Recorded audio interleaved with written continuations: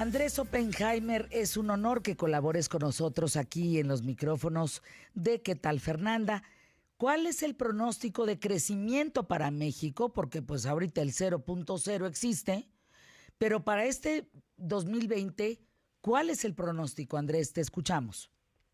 Hola Fernanda, gusto en saludarte. Buen año. Fernanda, bueno, te cuento, hace pocos días entrevisté y le hice precisamente esa pregunta al director para América Latina del Fondo Monetario Internacional.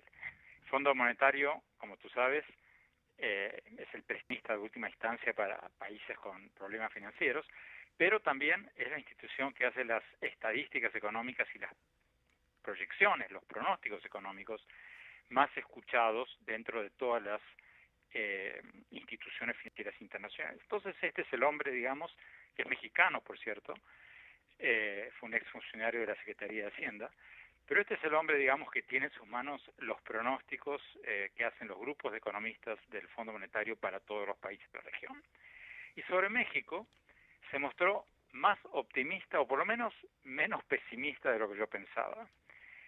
Ellos en el Fondo Monetario no van a anunciar los pronósticos oficiales sino hasta el 20 de enero, pero por lo que le pude sacar, por lo que me dijo Werner, están pronosticando que la economía de México va a crecer alrededor del 1.4% este año, en el 2020. O sea, más que el 0 o 0.2 que tú mencionabas recién, que creció la economía en el 2019. Ahora, claro, esto está, Fernanda, muy por debajo del crecimiento del 4% anual que había pronosticado en la campaña el presidente López Obrador, ¿no?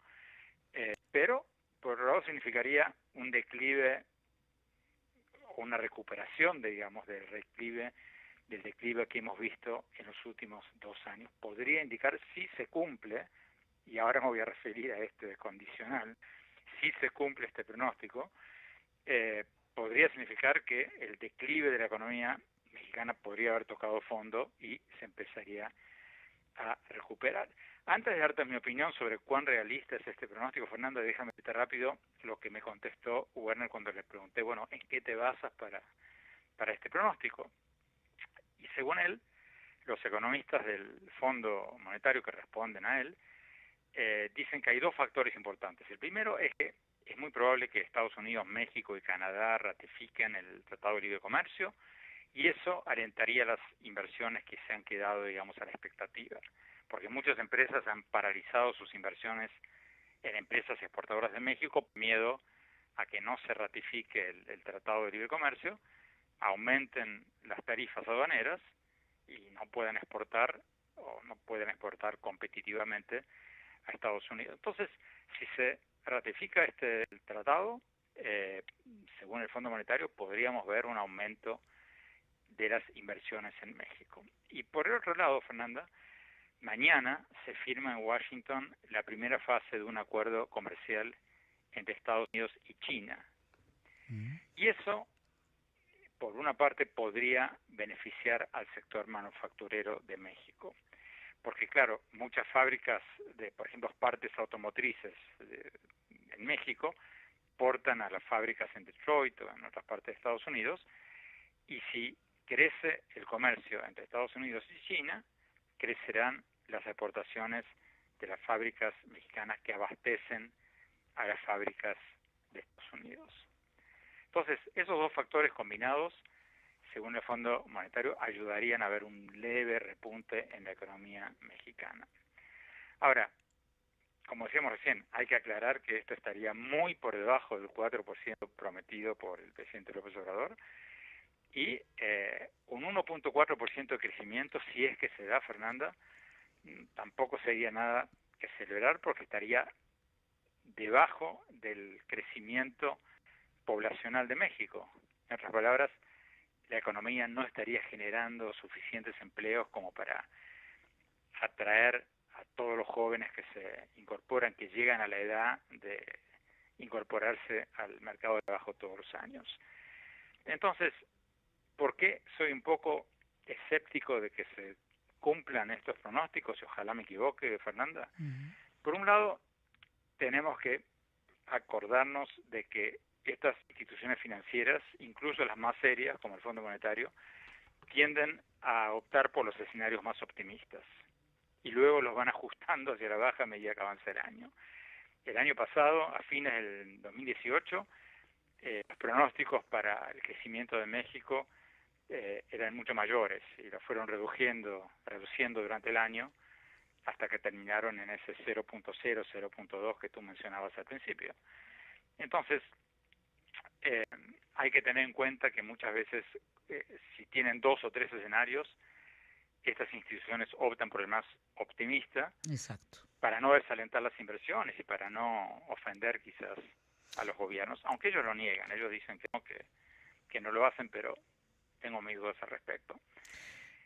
Y finalmente, Fernanda, sería un crecimiento muy, pero muy por debajo del crecimiento global, porque el mundo en general va a crecer, la economía mundial va a crecer, según el Fondo Monetario, un 3.4% en este año 2020.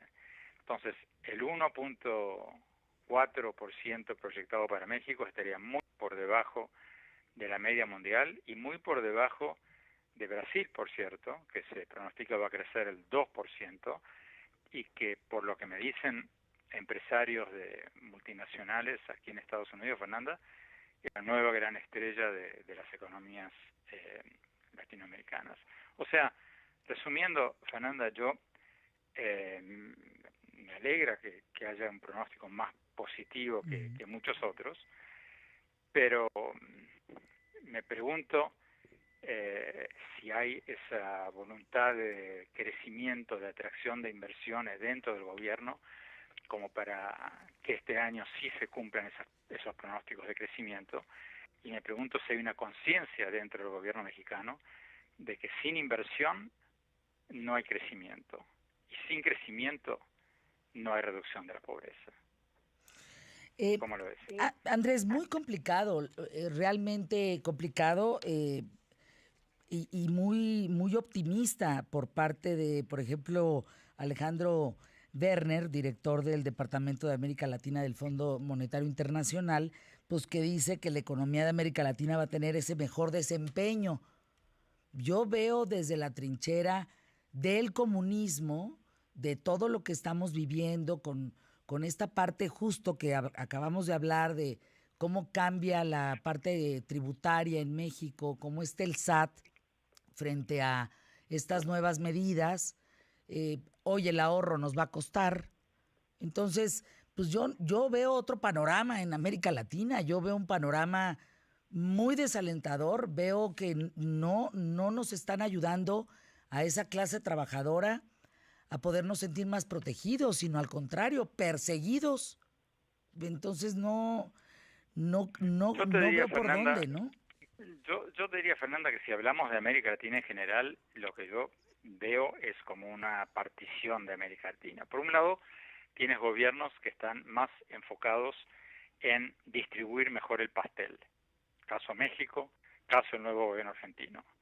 O sea, el eje de la política económica del presidente López Obrador, como de Alberto Fernández en Argentina, no hablemos de Maduro y de los otros, porque el colapso que han provocado, digamos, no podemos compararlo con Argentina y México.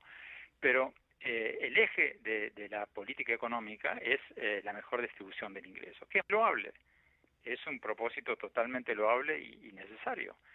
El tema, Fernanda, es que si tú no agrandas el pastel, si la economía no crece y sigues redistribuyendo, llega un momento en que no hay lana para pagar todo lo que tienes que pagar, entonces los gobiernos empiezan a imprimir, entonces hay inflación, entonces la gente de escasos recursos es la primera que sufre, porque los ricos compran dólares y los dejan en un banco en Miami y no tienen problema.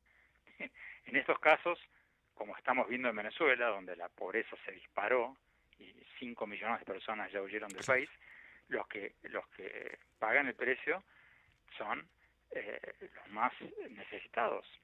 Entonces, yo creo que, te decía, va a haber una partición, digamos, de las Américas, porque Brasil es la gran esperanza de los inversionistas, no sé si justificadamente o no, pero Wall Street siempre necesita una estrella, siempre buscan el mejor alumno. Y ahora, hoy por hoy, si tú hablas con los CEOs de las empresas, de las grandes empresas de Estados Unidos, te dicen que uno de ellos me decía hace pocas semanas, yo le hice el mismo comentario que tú, mira lo que pasa en Argentina, mira lo que está pasando en Chile, mira lo que... ¿No están preocupados ustedes? Y él me decía, bueno, sí, pero todo lo que estamos perdiendo en estos países lo estamos ganando en Brasil, que representa el 60% de la economía de la región y por lo tanto estamos invirtiendo cada vez más en Brasil. No sé, quizás, Fernanda, esto como que les va a hacer caer el 20 a algunos en el gobierno de México, porque, repito, como no me canso de repetir, si no hay inversión, no hay crecimiento. Y si no hay crecimiento, tú puedes reducir la pobreza a muy corto plazo y quizás imprimiendo un poco. Pero eso tiene patas cortas porque los inversionistas ven eso, anticipan lo que va a pasar y eso los lleva a sacar su dinero del país, a invertir en otras partes y eso lleva a más pobreza. Hasta el próximo lunes, Andrés Oppenheimer,